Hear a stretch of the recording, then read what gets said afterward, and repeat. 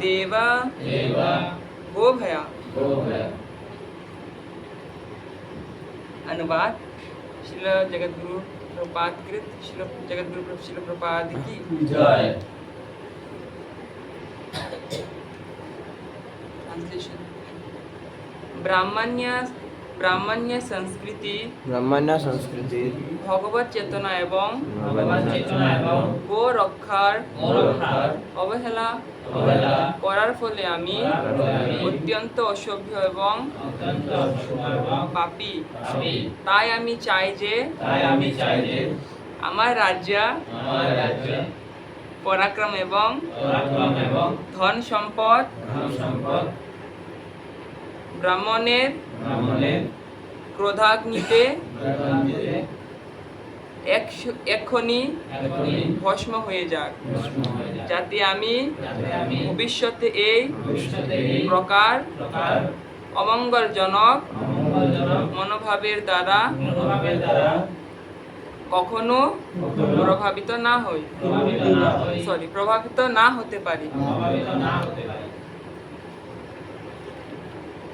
तात्पर्य। श्रील जगद्गुरु श्रील प्रभुपाद कृत श्रील जगद्गुरु श्रील प्रभुपाद की जय।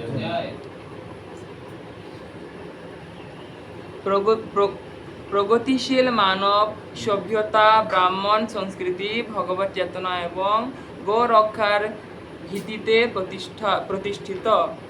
ব্যবসা বাণিজ্য কৃষি এবং শিল্প উদ্যোগ আদি রাষ্ট্রের সব রকম অর্থনৈতিক উন্নতি যেন অবশ্যই অপরোক্ত উদ্দেশ্য ব্যবহৃত হয়, তা না হলে তথাকথিত সমস্ত অর্থনৈতিক উন্নতি অধঃপতনের কারণ হয়ে দাঁড়ায়।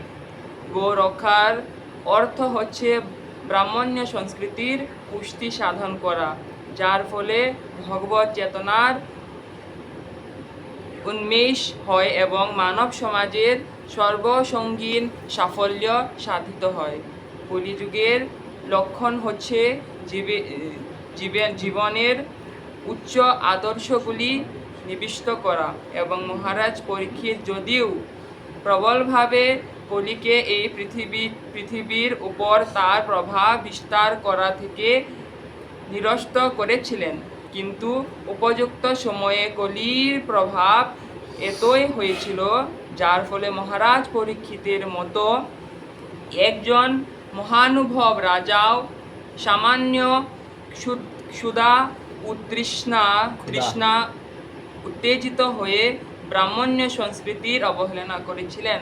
মহারাজ পরীক্ষিত সে আকস্মিক ঘটনার জন্য অনুতাপ হয়েছিলেন এবং তিনি চেয়েছিলেন যে ব্রাহ্মণ্য সংস্কৃতির পৃষ্ঠপোষকতায় যুক্ত না হওয়ার ফলে তার রাজ্য ঐশ্বর্য এবং পরাক্রম যেন ব্রহ্মতেজে দগ্ধ হয়ে যায়। ঐশ্বর্য এবং শক্তি যদি ব্রাহ্মণ্য সংস্কৃতি ভগবত চেতনা এবং গো রক্ষার জন্য ব্যবহৃত না হয়, তাহলে গৃহ এবং রাজ্য অবশ্যই বিধির বিধানে নষ্ট হয়ে যায়। আমরা যদি পৃথিবীতে শান্তি এবং সমৃদ্ধি চাই, তাহলে আমাদের এই শ্লোকটি থেকে শিক্ষা লাভ করতে হবে। প্রতিটি রাষ্ট্র এবং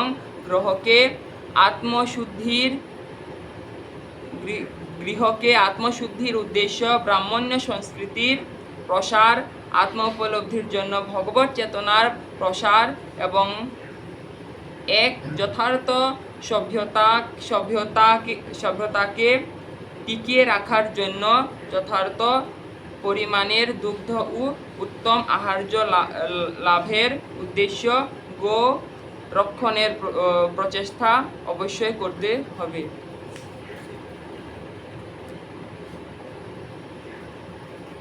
तो इसमें जो ये तृतीय नंबर श्लोक है, इसमें व्याख्या किया गया है कि जो परीक्षित महाराज थे वो अनुताप कर रहे थे। इससे जो पहले का 2 श्लोक था उसमें हमने श्रवण किया कि जो परीक्षित महाराज थे वो इतना अनुताप कर रहे थे कि उनके द्वारा ऐसा चेष्टा हुआ जिससे एक ब्राह्मण का अपमान हुआ। वो जब वो महल में आए वो कृत करके जो ऋषि के गले में जो मृत सर्प थे वो उन्होंने पहना दिया। उसके बाद जब उनको श्राप मिला, जब उनको पता चला कि उन्हें श्राप दिया गया है, तब वो अनुताप करने लगे और अंदर ही अंदर खुश होने लगे कि जो हुआ अच्छा हुआ, क्योंकि अगर उन्हें श्राप नहीं मिलता तो क्या होता, भगवान उनको दंडित, और भगवान जब कुछ देते हैं तब हमें हमारा जो रेंज नहीं पता चलता कि भगवान क्या कर सकते हैं, क्या देंगे, क्या कर देंगे। लेकिन जब उन्हें पता चला कि जो ऋषि ने उन्हें श्राप दिया है कि 7 दिन के अंतराल में उनका मृत्यु होगा, तब वो अंदर ही अंदर खुश होते हैं कि मेरे जैसे व्यक्ति जिसने ब्राह्मण्य संस्कृति, भगवत चेतना एवं गौ रक्षा के प्रति अवहेलना किया है, उसके साथ यही होना चाहिए। एवं मेरे परिवार और राज्य के जितने भी वासी हैं उनके ऊपर कुछ भी जो श्राप का कोप या फिर प्रकोप नहीं पड़ना चाहिए। तो यहाँ पर हम देख सकते हैं कि परीक्षित महाराज बोलते हैं कि ब्राह्मण्य संस्कृति, भगवत चेतना एवं गौ रक्षार अवहेला करार फले आमी अत्यंत असभ्य एवं पापी। वो तो एक शुद्ध भक्त थे। हम देख सकते हैं कि जब वो अपने माता के गर्भ में थे, उत्तरा के गर्भ में थे, तब जब उन पर ब्रह्मास्त्र चला, तब स्वयं भगवान ने उनका रक्षा किया। वो उत्तरा के गर्भ में प्रवेश करके भगवान ने उनका रक्षा किया। लेकिन यहाँ पर वो खुद को अत्यंत पापी बोलकर संबोधित कर रहे हैं। तो यही है एक शुद्ध भक्त का लक्षण। और दूसरी ओर देख सकते हैं कि हम जो ऋषि हैं उनके साथ क्या हुआ, तो उनके गले में जो मृत सर्प था वो पहनाया गया था। लेकिन उधर वो भी प्रायश्चिताप करे कि मेरे पुत्र, ऐसा ब्राह्मण का क्वालिटी नहीं है उसके अंदर कि उसने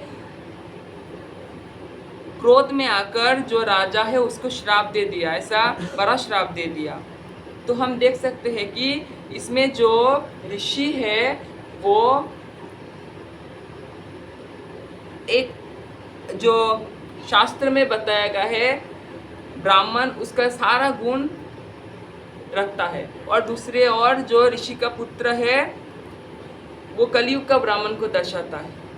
कलयुग के ब्राह्मण ऐसे होते हैं कि जो शास्त्र की विधि विधान का पालन नहीं करते हैं और उनके अंदर जो ब्राह्मणिकल क्वालिटीज़ है जैसे कि क्षमा, दमा, तप, वो सब नहीं होते हैं और वो बहुत जल्दी क्रोध में आ जाते हैं और किसी को भी श्राप दे देते हैं। तो यहाँ से हम देख सकते हैं कि कलयुग का आरंभ इस प्रकार हुआ है कि ये सिग्निफाई करता है कि जब श्रमिक ऋषि के पुत्र ने श्राप दिया राजा परीक्षित को, तो हम इससे ये भी समझ सकते हैं कि इस प्रकार कलियुग का प्रभाव दिखाना शुरू हो गया है। और उसके बाद परीक्षित महाराज बोलते हैं भागवत चेतना का अवहेलना। हम देख सकते हैं कि परीक्षित महाराज के भागवत चेतना का अवहेलना कर रहे थे? नहीं, वो तो सब कुछ जितने भी कार्य थे भगवान को समर्पित करके ही कर रहे थे। वो ससागर पृथ्वी में उनका राज्य था, लेकिन वो भगवान के संतुष्टि विधान के लिए वहाँ पर उन्होंने अपना राज्य या फिर उन्होंने वहाँ पर जो भगवान ने जो उनको दायित्व सौंपा उसका पूरा अच्छी तरीके से परिचालना कर रहे थे, अपने राज्य देख रहे थे। उनके राज्य में ऐसा नहीं होता था कि पार्शियलिटी होता है। वो जो इसी प्रथम स्कंद के तृतीय नंबर जो अध्याय है उसमें प्रभुपाद अनुवाद करके बोल रहे थे कि परीक्षित महाराज के राज्य में ऐसा पार्शियलिटी नहीं था। उनके राज्य में ऐसा था कि जितने भी पशु पक्षी हैं उनको समान दृष्टि से देखा जाता था। वहाँ पर उनको पार्शियलिटी करके, जैसे कि अभी देख सकते हैं कि हम गौ रक्षा करेंगे, लेकिन देख सकते हैं कि जो लोग बोलते हैं हम गौ रक्षा करेंगे बोलकर कट्टरता दिखाते हैं, वही लोग सबसे पहले कसाई खाने में जो वहाँ पर लाइन में दिखाई देता है। तो ये तो पार्शलिटी हुआ। वासुदेव कुटुंबकम, जितने भी जीव हैं, जितने भी लिविंग एंटिटीज है, वो सब भगवान का अंश है। अहम बीज प्रदापिता, भगवान बोलते भगवत गीता में, अहम बीज प्रदापिता, वो समस्त जीव के अंदर जो बीज है, जो आत्मा वो प्रदान करते हैं। तो ऐसा कैसे हो सकता है कि हम एक जीव के ऊपर हिंसा करेंगे और दूसरे जीव को हम सेव करेंगे, रक्षा करेंगे? ये तो पार्शियलिटी हुआ।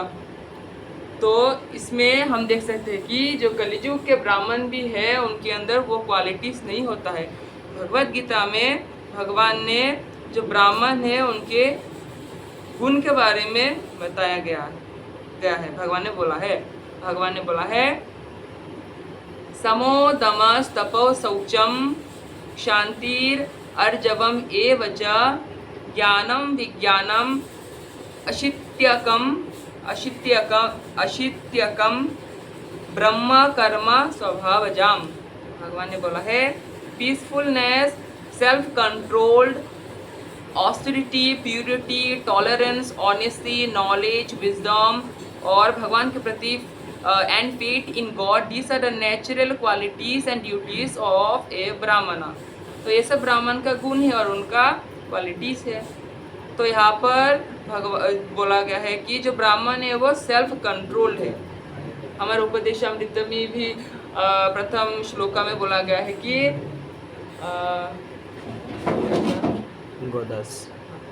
वाचो बेगम मनसा बेगम क्रोध बेगम, वाचो बेगम मनसा क्रोध बेगम, जिवा बेगम उदर पिष्ट बेगम, इदान बेगम विषमेत धीरा सर्व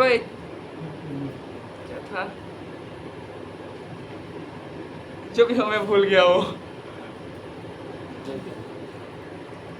तो यहाँ पर जो ब्राह्मण का गुण है उसके बारे में बोला गया है। जो ब्राह्मण है वो सेल्फ कंट्रोल्ड है। ऑस्टेरिटी, वो तपस्या करता है। प्यूरिटी, उनके अंदर प्यूरिटी है, सिर्फ बाहरी भाव से नहीं बल्कि आंतरिक भाव से एक ब्राह्मण के अंदर प्यूरिटी पाया जाता है। जिस प्रकार ब्राह्मण सदा स्वच्छ कपड़ा परिधान करेंगे, आंतरिक भाव से किसी के प्रति दोष दृष्टि नहीं करेंगे, किसी के प्रति बुरा भाव से नहीं देखेंगे, तो ये ब्राह्मण का स्वाभाविक लक्षण होता है। और श्रील प्रभुपाद बोलते हैं कि आजकल के ब्राह्मण जो है वो ज़्यादातर द्विजबंधु है। द्विजबंधु श्रील प्रभुपाद तात्पर्य में बोलते हैं कि हमारे जो मानव सभ्यता है वैदिक संस्कृति में है, उसमें किसी भी व्यक्ति का, किसी भी जीव का आध्यात्मिक स्तर पे उन्नति होने के लिए संस्कार बनाया गया है भगवान के द्वारा। वो सारे संस्कार 16 संस्कार होते हैं और 16 संस्कार का सबसे पहला संस्कार है गर्भधान संस्कार। श्रील प्रभुपाद बोलते हैं कि जब कोई ब्राह्मण मनमानी ढंग से काम वासना से पीड़ित होकर संतान उत्पत्ति करता है बिना किसी गर्भधान संस्कार के, तब वो जो संतान उत्पन्न होता है वो द्विजबंधु है। पहले के समाज में क्या होता था कि जो ब्राह्मण था वो जो संतान उत्पत्ति से पहले सारे वरिष्ठ वैष्णवों के सामने या फिर ब्राह्मणों के सामने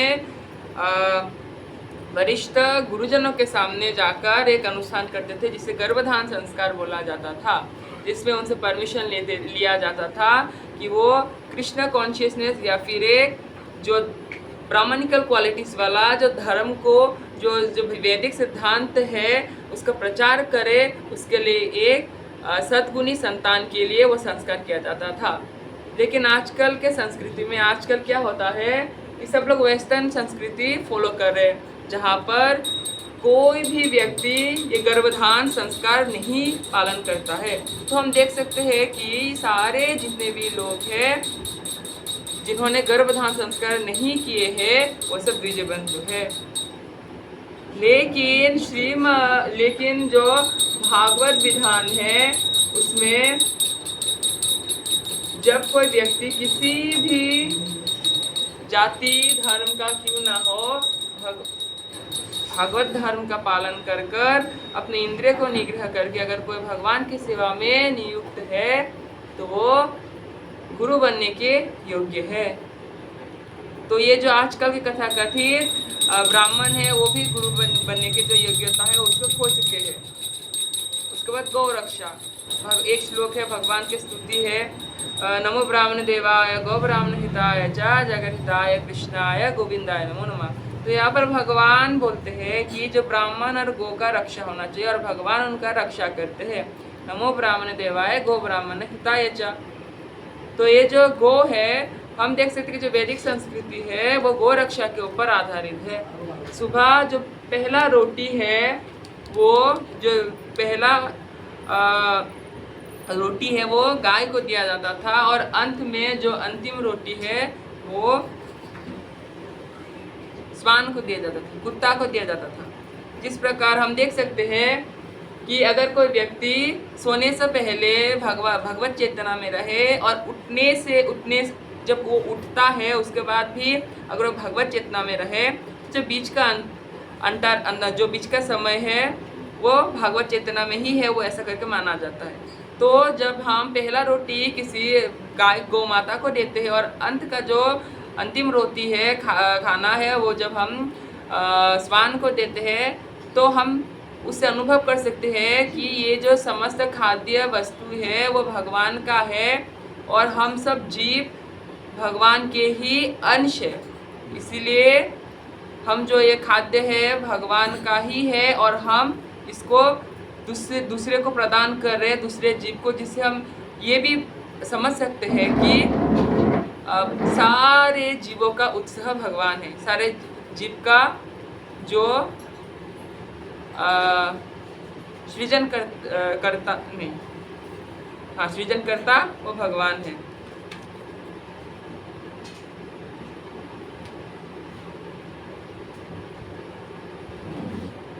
ঐশ্বর্য এবং শক্তি যদি ব্রাহ্মণ্য সংস্কৃতি ভগবত চেতনা এবং গো রক্ষার জন্য ব্যবহত না হয় তাহলে গৃহ এবং রাজ্য অবশ্যই विधिर विधान नष्ट हो जाए। अगर हम गौ रक्षा और जो ब्राह्मण का रक्षा नहीं करेंगे तो जो राज्य है और गृह है उसका जो वो भी नष्ट हो जाएगा अगर हम वो विधि विधान पालन नहीं करेंगे और गौ और ब्राह्मण का रक्षा नहीं करेंगे। আমরা যদি পৃথিবীতে শান্তি এবং সমৃদ্ধি চাই তাহলে আমাদের এই শ্লোকটি থেকে শিক্ষা লাভ করতে হবে। यहाँ पर प्रभुपाद बोलते हैं अगर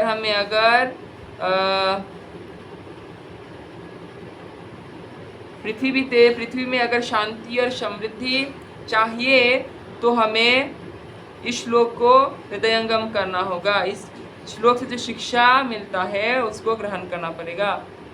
প্রতিটি রাষ্ট্র এবং গৃহকে আত্মশুদ্ধি উদ্দেশ্য ব্রাহ্মণ সংস্কৃতি প্রসার আত্ম উপলব্ধির জন্য ভগবত চেতনায় প্রচার এবং এক যথার্থ সভ্যতা টিকিয়ে রাখার জন্য যথেষ্ট পরিমাণে দুগ্ধ ও উত্তম আহার্য লাভের উদ্দেশ্য গো রক্ষণের প্রচেষ্টা অবশ্যই করতে হবে।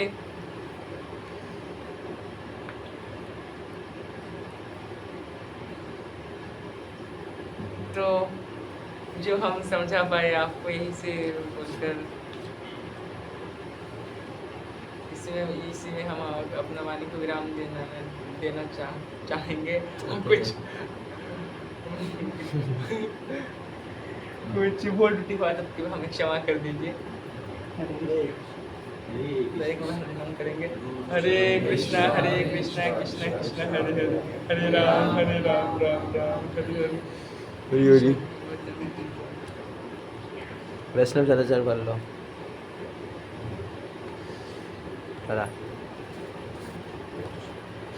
एक टॉपिक है वो वाला नीचे वाला मुसलमानদের कारखानाয় ये नहीं वो वाला हाँ मुसलमानদের कारखानाয় तिलक धारी वैष्णव। मुसलमानेर कारखानाয় मैं पढ़ दूँ आप समझा दीजिए मंगलिया। জয় বৈষ্ণব সদাচার কি জয়।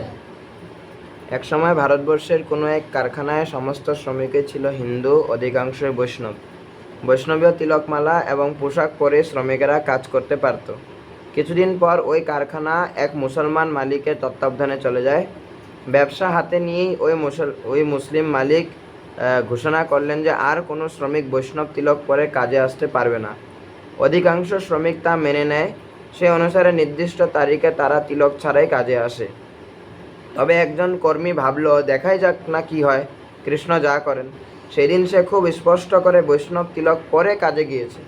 সমস্ত কর্মীদের ভালোভাবে দেখে সে মুসলমান মালিক বললেন, এই যে একজন ভক্ত তিলক পরে এসেছে, এ খুব সাহসী, একে বৈষ্ণব তিলক পরেই কাজে আসতে অনুমোদন করা হলো, কিন্তু বাকিরা কেউ আর তা করতে পারবে না। এভাবে ভক্তরা যাতে বৈষ্ণব সুলভ চিহ্ন ধারণ করা বাদ না দেন, এর জন্য শিল প্রভুপাদ উৎসাহ দিতেন। যেখানে পরিস্থিতি একেবারেই খারাপ, শিল প্রভুপাদ বলেছেন তিলক পরা জরুরি নয়, তবে বিষ্ণু নাম স্মরণ করে ভক্তদের কমপক্ষে জল দিয়ে তিলক করা উচিত। যদি বৈষ্ণবীয় পোশাক আদি অনুমোদিত থাকে, তবে আর ভক্তদের পোশাক বা জপমালা ব্যবহার না করা উচিত নয়। सबको समझ में आ गया। बुझा गया सब? समझाइए। सबको समझ में आ गया। आप ज्ञानी हो, आपको समझ में आया। तो यहाँ पर बोला गया है कि हमेशा हमें वैष्णव तिलक परिधान करना है। यहाँ पर एक स्टोरी के बारे में बोला गया है कि एक बार क्या हुआ, एक मुसलमान फैक्ट्री में, कारखाना में श्रमिक तिलक करके आते थे। तो उसके बाद जो मुसलमान फैक्ट्री के जो मालिक है, उन्होंने मना किया कि आप लोग जो वैष्णव तिलक है उसको लगाकर मत आइए। उसके बाद लेकिन वहाँ पर एक श्रमिक था जो वैष्णव तिलक परिधान करके आया था, लगाकर आए थे। उसके बाद जो कारखाना के मालिक है वो बोलते हैं कि इस भक्त ने वैष्णव तिलक लगाकर आया है, ये अत्यंत साहसी है, तो उसको बोला है कि तो आप रोज लगाकर आइए। तो यहाँ पर बोला कि कुछ ऐसा विकट परिस्थिति अधिक हुआ कि जीवन मरण का बात है या फिर बहुत इमरजेंसी है, तो आप जल से तिलक कर सकते हैं, विष्णु मंत्र से जल से तिलक करके आप जा सकते हैं। लेकिन एक वैष्णव को सदा तिलक धारण करना चाहिए। और यही और वेशभूषा। हाँ, और वेशभूषा। কারো কোনো প্রশ্ন এবার প্রভুরে করতে পারেন। ना बोला था जो वेशभूषा अगर जरूरी नहीं हो तो वेशभूषा छोड़ के भी, जपमाला छोड़ के भी, ऐसे